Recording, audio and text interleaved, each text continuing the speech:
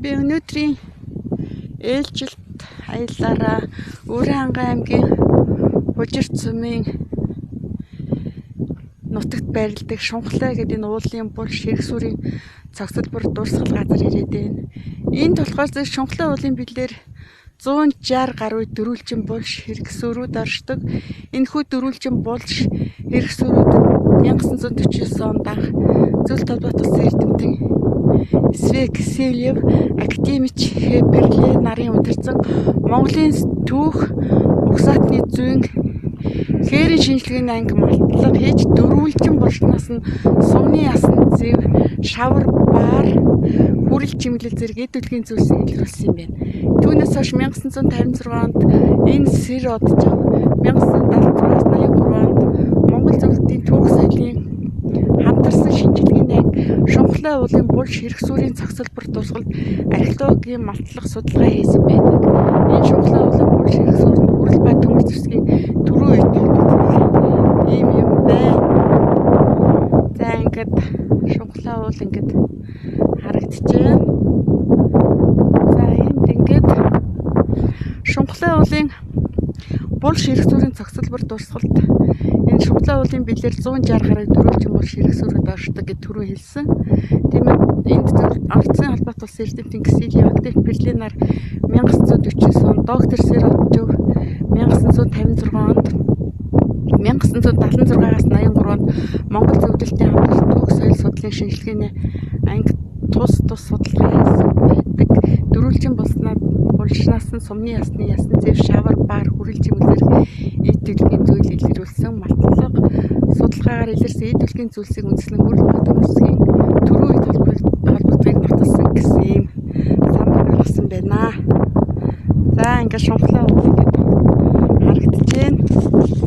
Шунхлаа уулд ингээд хэрэг суурьд ингээд байн төрөл бүрийн хэрэг суурьд байж яах юм.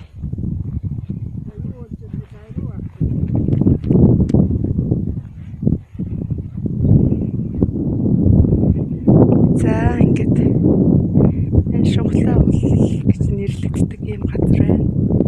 Энэ болохоор ингээд янз бүрийн хэрэг суурьд ингээд байж идэг.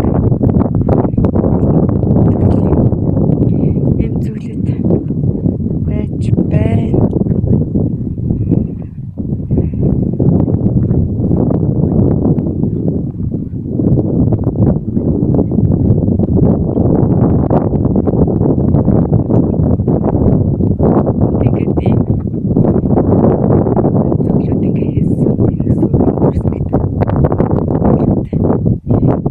Зүйлүүд ингээд харагддаг юм байна.